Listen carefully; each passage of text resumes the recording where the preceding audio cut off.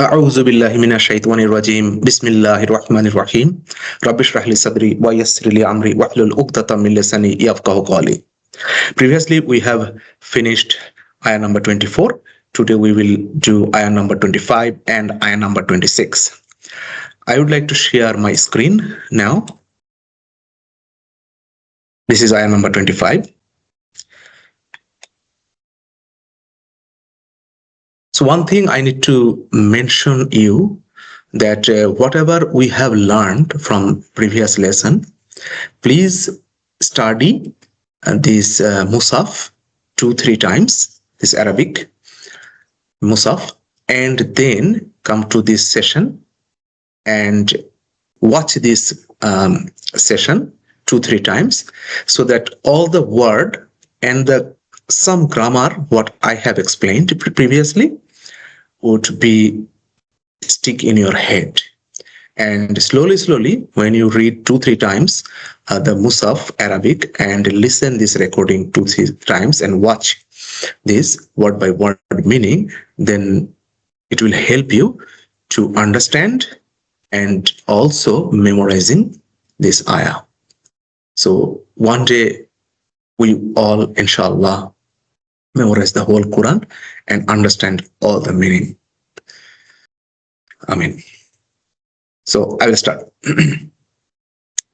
أعوذ بالله من الشيطان الرجيم بسم الله الرحمن الرحيم قل إن أدري أقريب ما توعدون أم يجعل له ربي أمدا. So as I said previously, that قل means say. It is a فعل أمر, imperative verb. In means in this sentence, in means not. Generally, in means if. In this sentence, in means not. Nafia. Adri means I know. It is fa'il mudari, fa'il ana. That means present tense verb, doer is I. Adri means I know. So in adri means I do not know. A qaribun.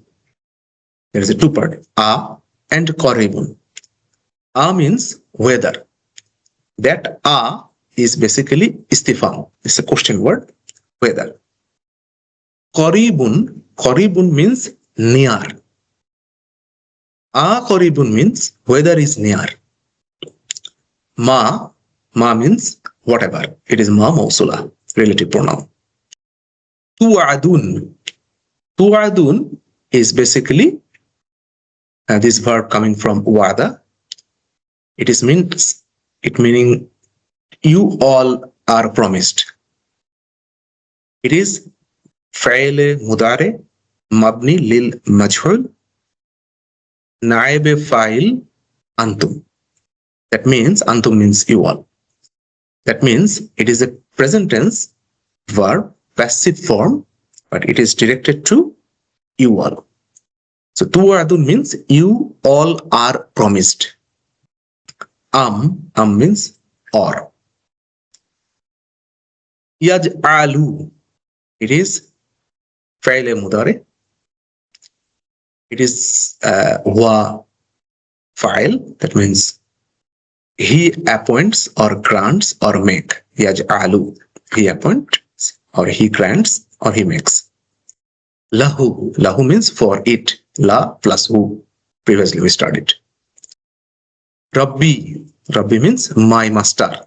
Previously we have studied Rabbi. It is a possessive case. My master. Amadan means a term. So yaj'alu lahu rabbi amadan. That means my master will grant for a term. So if we come from the beginning, qul means say, in not, adri I know. So in adri I do not know. A qaribun whether is near. Ma whatever. Tu'adun you all are promised. means or. Yaj'alu lahu Rabbi, my master will grant for it amada, a long term or a period. So say, I don't know whether what you are promised is near, or my Lord will grant for a long period or term. Second ayah is ayah number 26. Alimul ghaibi fala yuzhiru ala ghaibihi ahada. So there is an interesting fact here. Alimul ghaibi. You can find Alimul ghaibi, this phrase, many times in Quran. So Alimul ghaibi, it's basically Alimu means all knower. Ghaibi means unseen. So Alimul ghaibi is possessive case. Alimu is mudaf. Al-ghaibi is mudaf ilayhi. So since it is a possessive case, so there is a off between the two words. So Alimul ghaibi means all knower of sin. This Alimul ghaibi is basically predicate of this sentence. For Arabic students, it is a khabar for this sentence. Subject is missing. There is no subject. The subject is omitted. So that means Mubtada mahzub. So Alimul ghaibi means all knower of sin, unseen. All knower of unseen. Fala. Fa means then. La means not. Yuzhiru. Yuzhiru, it means he reveals or he discloses. It is present tense verb. Duar is he. Fa'il mudari. Fa'il is huwa. Ala. Ala means upon. Ghaibihi. It is also possessive case. Ghaib plus he.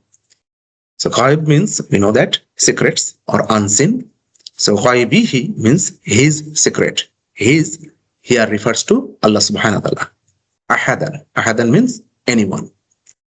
So Alimul ghaibi, all knower of unseen.